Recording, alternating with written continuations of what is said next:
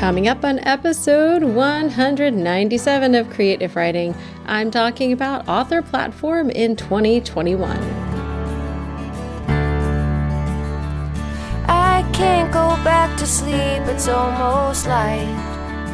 These restless thoughts have kept me up again tonight. Hello and welcome to Creative Writing. This is the podcast for you, an author who wants to sell more books without being smarmy. And I'm your host, Kirsten Oliphant. I'm so excited to be back. It's 2021. I took the last part of 2020 off, which was kind of just what I needed to do of email and podcasting. But I am really excited to be back. I'm going to be bringing you some fun new series, starting with Author Platform in 2021. Who's excited to be in 2021? Me, who also feels like 2021 is basically still 2020. Also me. But I'm currently ignoring what's going on outside of my little cocoon, and we're just going to talk about Author Platform as though things are not insane in the world right now. If you can't escape in a good book or talking about books, where can you escape? So that's what we're going to do.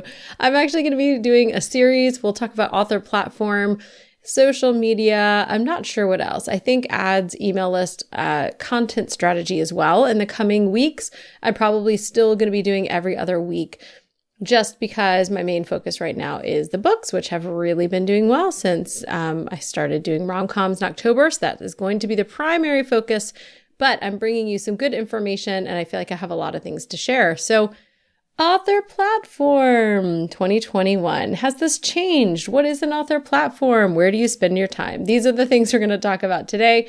And if you want to find the show notes, you can go to creativewriting.com/197. My show notes are basically a meaty blog post. So if you're listening, obviously you like podcasts, but for those of you who would rather read, you can go there, but you can also find all the links that I'm going to mention and some more resources. So you can head over there when you're done and not driving in your car, if that's where you're listening. I see you, because I'm a car listener as well. Okay, let's talk about Author Platform in 2021. And I actually, as I was writing the blog post, I wrote 2020 like 10 times and kept having to go back and delete it. We'll get it down. We will. Author Platform, this is like that nebulous thing that people talk about, like we all know what it really means. And I think different people mean different things by it. So I'm going to give you my definition, which is basically when I'm talking about Author Platform, I'm just talking about the ways that you connect with your readers. And these days, a lot of times this is digital. Not many of us, especially with COVID and everything going on, are doing things in person. Even before that, in person is just a little bit harder, a little bit more expensive. I mean, I don't know if you guys have ever seen anything like this, but I was at the grocery store maybe 2 years ago, and there was this poor guy in there, and he's probably a great author, but he was sitting like in Kroger with a little folding table and a whole bunch of his books, and I felt sorry for him because he was just sitting there and no one was talking to him. They're all like avoiding him, you know, like you do with the guys selling cookies outside or whatever, trying to raise money for different things. And people were just making this like wide berth around him. And so I stopped to talk to him, but I didn't buy a book because I didn't want to buy a book. I was at the grocery store. I needed bananas. But these in-person events, like they can be good and some people really work them. But for the most part, our author platform takes place in the digital space, okay? And the goal of a platform is you want to sell books. But more than that, you want to build super fans who are going to continue to come back and buy your book. So it's just really simplified. It's where you're connecting with your readers. Now, I do have some other posts that I'm linking to in the show notes about platform. I really don't feel like I've changed my stance too much on this. I've tried some other things. I've seen other things work. I've probably even simplified it more. I feel like maybe I'm spending less time on some of the things I used to spend more time on. But yeah, so how do you build this? What is this going to look like for authors in 2021? I'm not going to be predictive. I'm not going to say this platform or that, but I'm going to give you a general overview and some really important questions to ask. And before you even start thinking about building a platform, there are two questions you need to ask. One, is this for fiction or nonfiction? Because those can look very, very different. And if you're doing two different ones, like for me, these are really separate things. I am not, I'd built this nonfiction platform before I had started writing fiction under Emma St. Clair and Sullivan Gray. And so I did not use this in any way. I actually didn't start really talking about those books and what I was doing for a while until it had been out. I definitely didn't use my email list and my biggest assets or my groups to share links to my books because I wanted to build a readership that was the readership for that genre. So there are people, many of you listening may be readers of my fiction books as well, but my target audience is something different altogether. So I really have a couple separate platforms. And even as I'm building the rom-coms, that I have a little different segment in my email list for those people. And I'm gaining some new followers that have a little bit different vibe to them than some of my other followers. And so you need to know what you're building, fiction or nonfiction. And if you're building both, realize that they may not have a ton of crossover and just considering which one you're trying to build. We'll come back to that a little bit later. You also, the second thing you need to consider after whether you are fiction or nonfiction, you need to think about your why, because your why is going to determine your what and your how. So I use this example a lot, but if you're doing this, if you're putting out books for the love of writing, that's going to look different. It's going to impact your decisions differently than if you're paying the bills and paying the mortgage. So when you know your why, and you probably have more than one, but there should be one primary why. That's the main the main impetus behind it. So I right now am doing this to really provide for our family in whatever ways I can. My husband is working too. We are both blessed enough to work from home, but it's because we're both doing things from home. And if I stopped doing this, then we probably wouldn't both be working at home. We'd be having to find other solutions. So that impacts the decisions that I make. Am I also doing it for the love? Heck yes, because I love doing this and I would do it even if I weren't making money, but I would make different decisions. So know your why, because that determines what you're going to do and how you're going to do it. So you may need to revisit this over time. Mine has changed up and down. The love never went away, but how important my finances, have been really kind of has fluctuated over the years. So I also think it's important as you go along, we're going to keep coming back to this term ROI. And many of you probably know what it means because I've pounded it into your brains, but this is the return on your investment. And I don't just mean time. Sometimes people are money. Sometimes people just mean money. I mean money and time. I think that's very important to consider both of those. So I want you to get the most ROI. I am not about having you spend a bunch of time somewhere that's not going to bring anything back to you. Unless, again, you're just doing it for the love. If you love creating TikTok videos but aren't sending any traffic to, your Amazon page, or you're not selling any books through TikTok, then, don't do it unless you love it and have the time to do it. Okay. We want to think about that ROI. It's really important to make sure you're spending the time where you should be. So whenever you're thinking about your author platform, and as we get into some more specifics, ask the question, does this action sell more books? Is this time spent going to develop relationships with my readers? Is this building super fans? What is the purpose of what I'm doing here? And is it going to actually do anything? And then because I'm me and I don't want you guys to be smarmy, which is, sleazy salesperson, got to have some reminders as we start out the year. Think about whether or not the tactics and the practices you're doing feel smarmy to you, because that's going to be a different line for everybody. Okay. So does this sell more books? Is it smarmy for me? And those things are important to consider as well. I don't want you guys wasting time. I don't want you wasting your money. So let's talk then a little bit more specifically. Now I've given you things to think about. Fiction, nonfiction, your big why, and then we're going to keep coming back to this idea of ROI. Is what you're doing moving the needle in some way?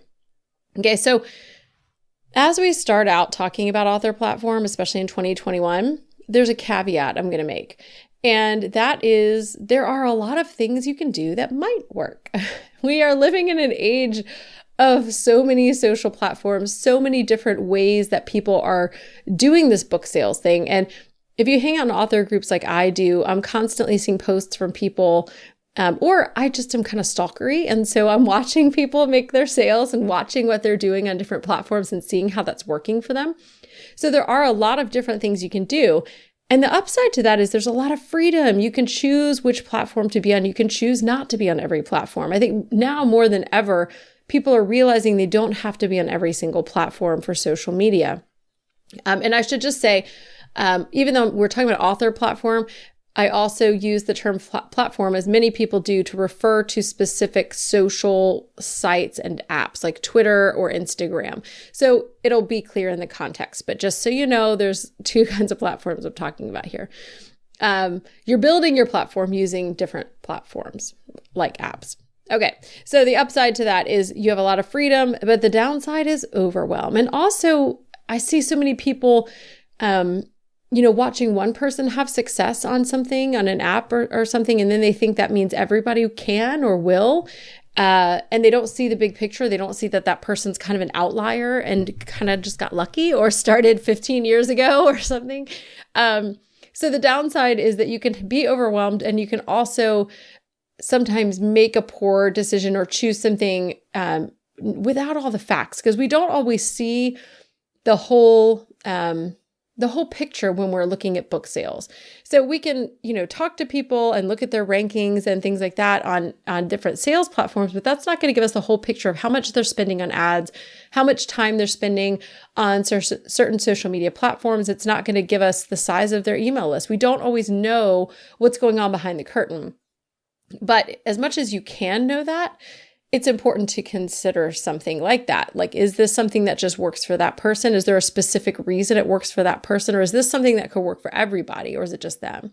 So I'm not going to share a lot about the things I don't have experience with, but I will say and I think this is kind of important, when it comes to taking advice from people as well, I think it's important to know if they have something to back it up. And this is in no way to be braggy or weird, although it's feeling that way.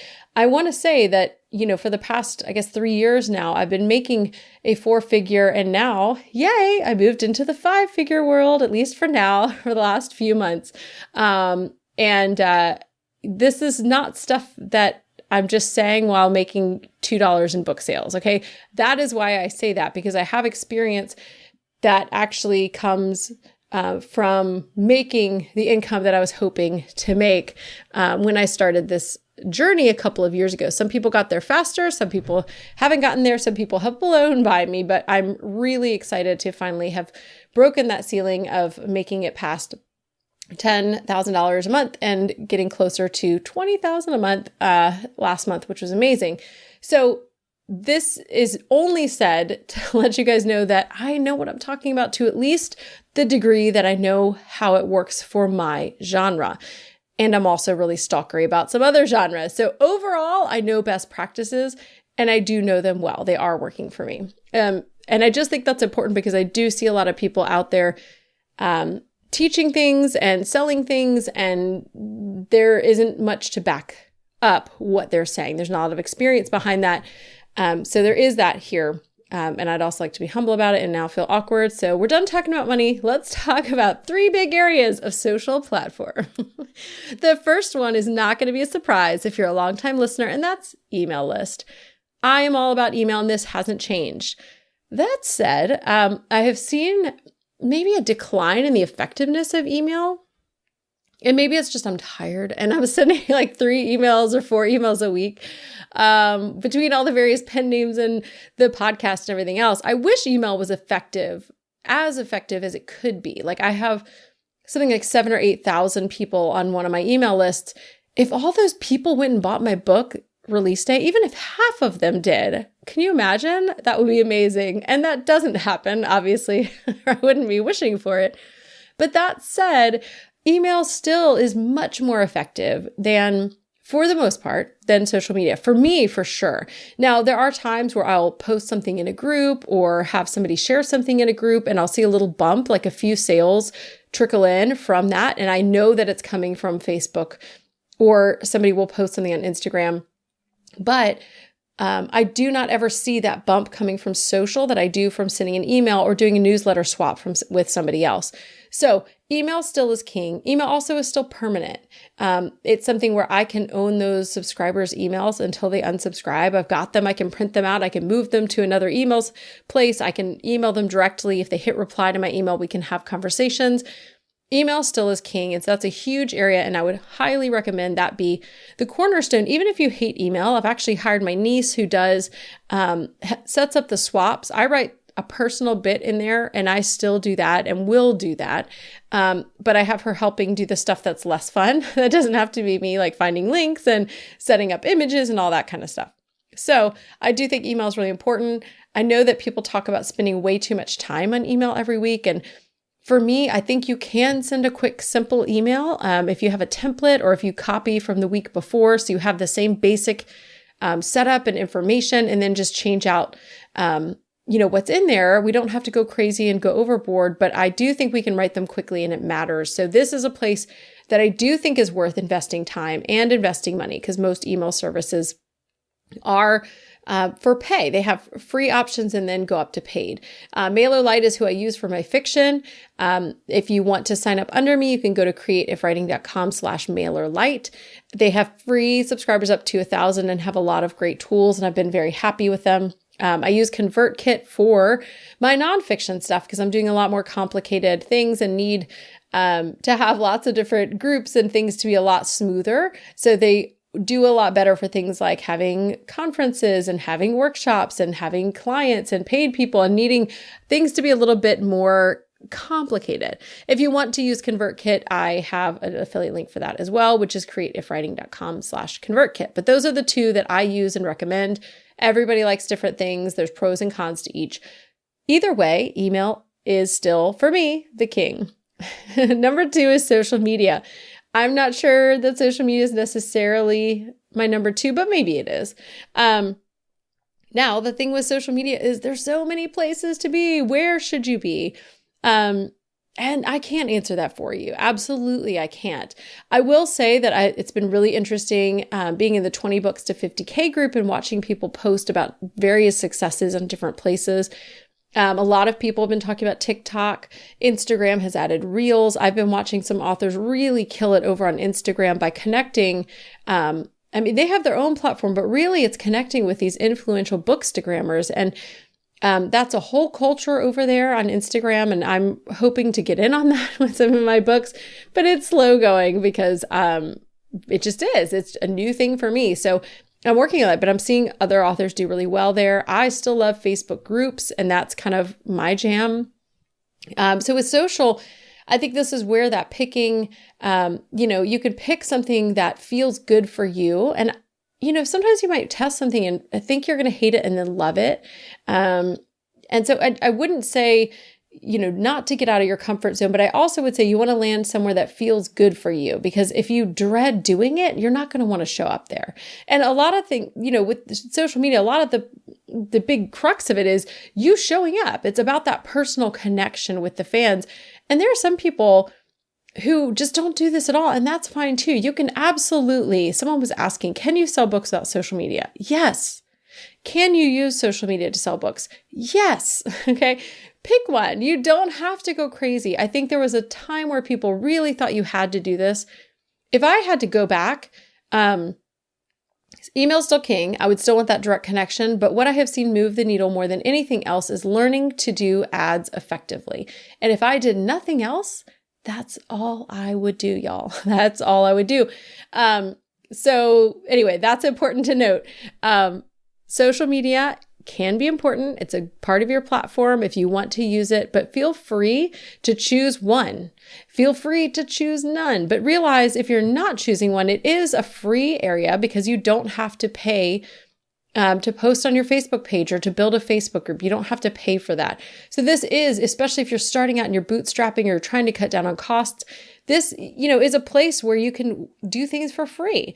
So it's not something you want to write off because it can work. I've seen lots of people, using different social platforms. Some people insist they sell books on Twitter. If that's you, hey, clapping for you, person out there who's selling books on Twitter. Most people aren't. They're just arguing about stuff or causing harm and insulting people. So that's why I'm not on Twitter anymore, y'all. Anyway, that's something you could choose to do. Social media, pick a platform or don't, okay? Feel free, but realize if you don't use it, and we'll get into this more in the episode where I focus on social, but realize that social media, It doesn't move the needle that much. There are some genres I have seen it work really, really well, where that's all people are doing is posting in different Facebook reader groups.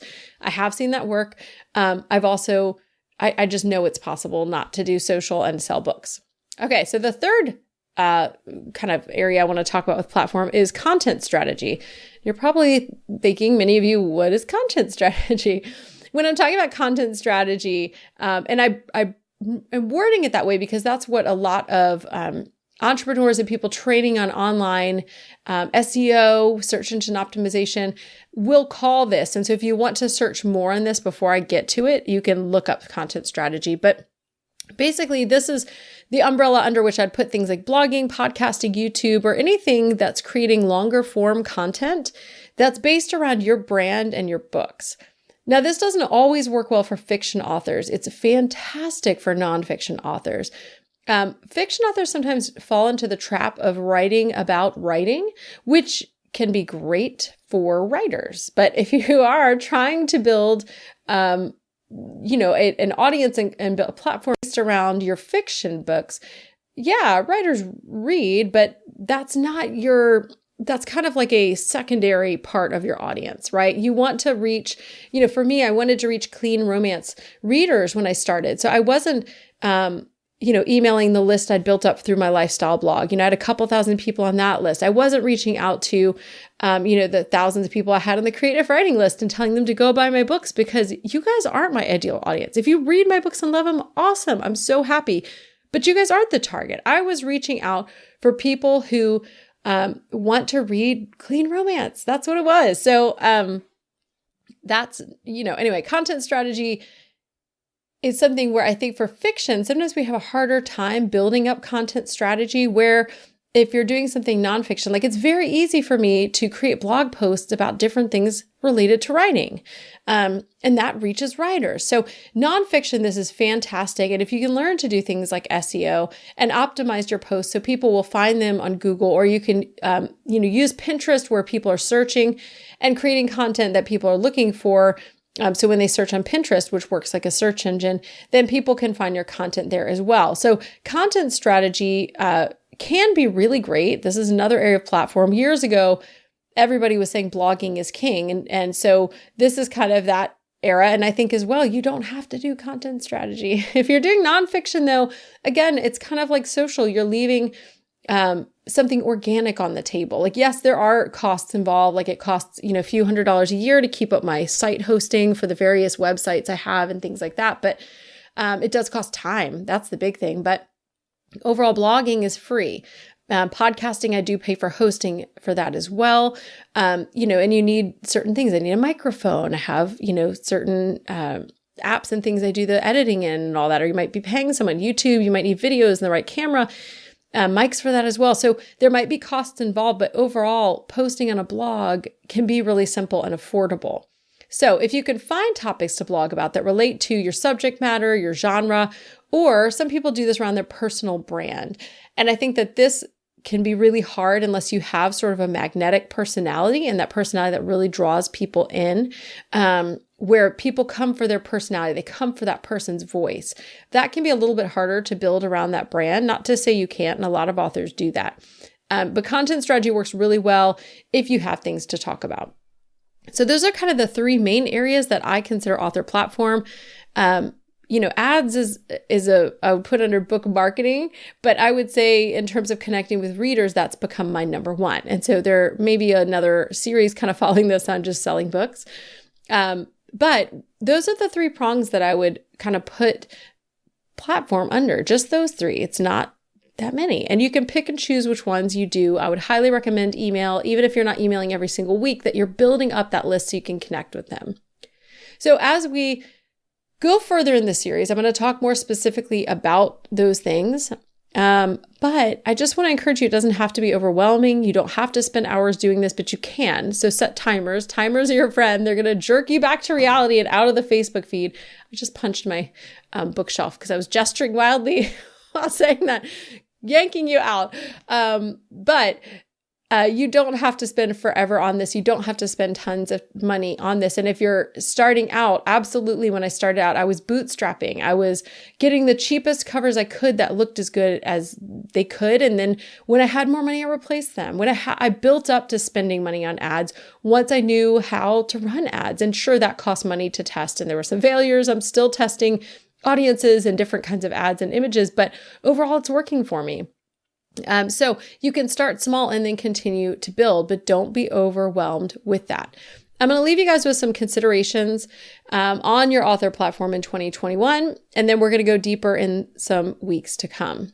Okay, so first, considerations as I leave you guys. Remember ROI. You might need to test because you may not know at first what brings in the most bang for your buck, but don't do things that don't work. Okay, just don't, please. Remember your why. Don't get sidetracked from your big goals. Don't do things that are leading you off the path that is your main path. Know your budget. It's easy to buy all the shiny things. Don't. Use the money on the most effective things and try to stay within your budget, whatever that is. And then you can always build as you go. And that's really, what I've done through the past couple of years, and it's worked really, really well. And we are, I am doing an ads challenge. I'm going to be promoting my ads course over the next, it's for sale evergreen. You can go to creativewriting.com/ads. If you're someone who has a budget to learn about ads, and if you have a budget to test in some ads, this is going to be a fantastic thing for you to do. I believe heartily in the course. And there is a code, which I should have known before I started, for sales, and I'll look that up and say it at the end. But if you go to creativewriting.com/ads, you can find out more about that course. So know your budget. Don't join the course if you don't have the budget. But if you have the budget, I can tell you that it's going to get you the most bang for your buck in terms of ad courses. But don't go over budget. Know your time. Before you jump into a platform, make sure you have the time it requires. Do you have time to make videos on YouTube? Do you have time to do TikTok? Do you have time to hang out on Instagram and interact with people? Do you have time to run a Facebook group? Those are all important things to consider. What's your time? Know your skill set. If you love podcasts, but you don't have the know-how or the tools, you can absolutely learn them, but is that the best use of your time? So know the skill set that you already have. If you're great with images, then Instagram's a great place for you, or use those images on your other platforms. If you're great with video and you have the equipment, then consider something that utilizes those things. And then 2 more, stay true to yourself. Pick the places that feel comfortable to you where you want to spend the time. Sure, it's fine to get out of your comfort zone and try new things, but if it doesn't stick and you give it a good old college try, then go where you're comfortable. And the last one, don't base your platform and your decisions on unicorns. If you're wondering what I mean by this, I see a lot of advice out there that authors can do this and sell books, authors can do that and sell books. And they use an example of like one person who did it, or 1 or 2 people.